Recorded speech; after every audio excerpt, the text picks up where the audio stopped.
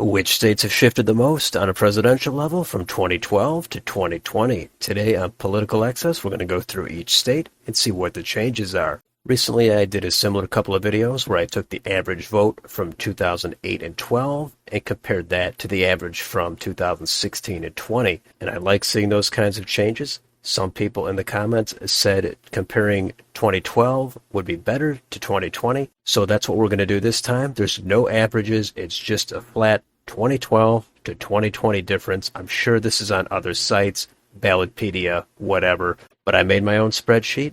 And we've got all the states in this column. We've got the 2012 Democratic vote here, 2012 Republican vote here, 2020 Democratic vote, and 2020 Republican vote. Democratic shifts, Republican shifts, and all the way in the right here, this is the net change. And I also have the shading. The light red and blue are under a 5-point margin. The solid red and blue, those are 5 to 9.9 margins. And the dark red and blue, those are 10-point or more shifts. So again, these numbers are not going to tell you everything. There's plenty of different years, plenty of different numbers, plenty of different averages you could take to compare. But let's get started in Alabama. There we can see that the vote has shifted 3.7% toward the Republicans. It's already a red state, and it got a little bit redder. Next up in Alaska, that went the other way. That got 4% more Democratic. In Arizona, that had a big shift, 9.4% away from the Republicans toward the Democrats. And that makes sense. Obviously, we all know Arizona has become a swing state, and Republicans seem to be just unable to get over the finish line in a lot of crucial races there. Next in Arkansas, another red state, it got 3.9% redder. California, that's a deep blue state, and that got even bluer by 6.1.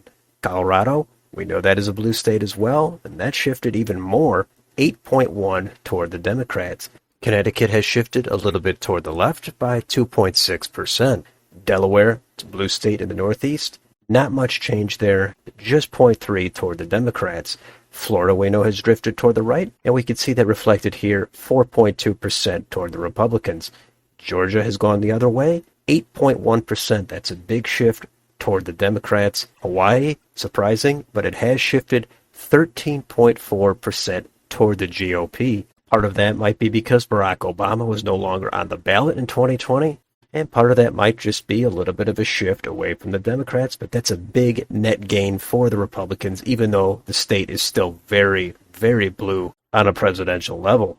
Next in Idaho, minimal change there, slight shift, 0.9 toward the Democrats.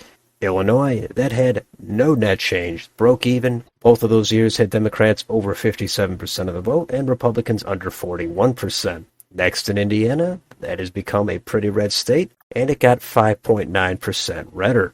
The next state is Iowa, and that had a big lurch to the right. That went a huge 14 points toward the Republicans. We know Barack Obama won it twice. Since then, it went to Trump very easily. Next in Kansas, that we think of as a red state, but that shifted 6.9% toward the Democrats. Eventually, that could be concerning for the Republicans, but not anytime soon. Next, in Kentucky, red state got slightly redder, 3.2% toward the Republicans. Louisiana, another red state, very small shift, 1.4 toward the Republicans. Next up in Maine, that is a state that's traditionally blue, but it got 6.2% redder. We know that 2nd Congressional District has went really hard to the right, and that is a big reason why the state at large has shifted toward the Republicans.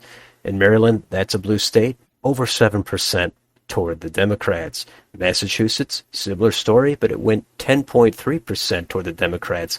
That's a big shift in that already deep blue state. Next, back to the Rust Belt. And in Michigan, we know that has become very competitive. Formerly, it's one of the blue wall states. And since 2012, it has gone 6.7% toward the Republicans. Next in Minnesota, that is, of course, a state that is very supportive of the Democrats on a presidential level.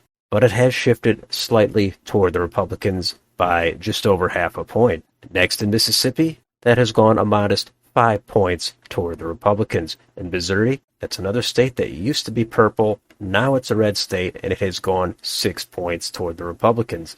Montana, that's a state that has shifted a little bit toward the right, 2.6%. Next in Nebraska, that's a state that's red, but it shifted 2.7 toward the Democrats. Nevada, that's become a critical swing state. It's gotten more GOP friendly by 4.3%. In New Hampshire, that's a state that has gone 1.7 toward the Democrats. New Jersey, that is a blue state, but it shifted just under 2 points toward the Republicans. In New Mexico, moderately blue state, got very slightly bluer by just over a half a point. New York, that's another state that's pretty blue, but it shifted 5 points toward the Republicans. North Carolina, swing state, went 0.7% actually toward the Democrats. North Dakota, deep red state, and it got even deeper red by a whopping 13.7%. Next is Ohio. That is another state that Obama won twice. Since then, it's rapidly become out of reach for the Democrats, and that is reflected here as it's gone 11.1% toward the Republicans. Next in Oklahoma, slight shift toward the Democrats by a half a point. Next in Oregon, that's already a blue state, and it got bluer by 4.1%. Pennsylvania, another state that both parties have won in the last 2 cycles, and over the last 10 years, it has shifted 4 points toward the Republicans. Back up to the Northeast, and we've got Rhode Island, and that shifted a surprising 6.7% toward the Republicans. It's a blue state. Republicans are not really competitive there, so that may be an unexpected shift toward the right, but it's still not going to be enough to put it in play. Down to the Sun Belt in South Carolina, and that shifted 1.2% toward the Republicans. Let's go to South Dakota, and that has shifted a decent 8.2% toward the Republicans. Tennessee, another state that is already red, but it got a little redder at 2.8%. Next, let's go down to Texas. We know that state is becoming a little bit bluer, and this shows us it's gone 10.2% toward the Democrats. Obviously, if those trends continue, it's going to be unsustainable for the Republicans to win. So that is obviously going to be a key state to watch in the next presidential election. Next in Utah, that had the biggest shift by far. That went 27.5 points toward the Democrats. Part of that is Mitt Romney being on the ballot in 2012. That boosted his total there. Part of that is Trump turning off some of the voters there. But either way, with that kind of a shift, you'd think the state would be in play, but it's not. It's still a solid red state. Next in Vermont, it's kind of the opposite. That is a deep blue state, and there's very little change there. It got 0.2 of a point more Republican. Next in Virginia, that state we know has drifted away from the Republicans, and this shows us it got 6.2% bluer. Back up to the Northwest, and we've got Washington. That got 4.3% more friendly toward the Democrats. The next state is West Virginia. We know that has gone hard away from the Democrats and toward the Republicans, and we see it went over 12 points toward the right. Next in Wisconsin, this is another one of those crucial swing states, and it has gone away from the Democrats and toward the Republicans by 6.2%. And finally, the last state is Wyoming, already a very, very red state, and it got a little bit redder by 2.5 points.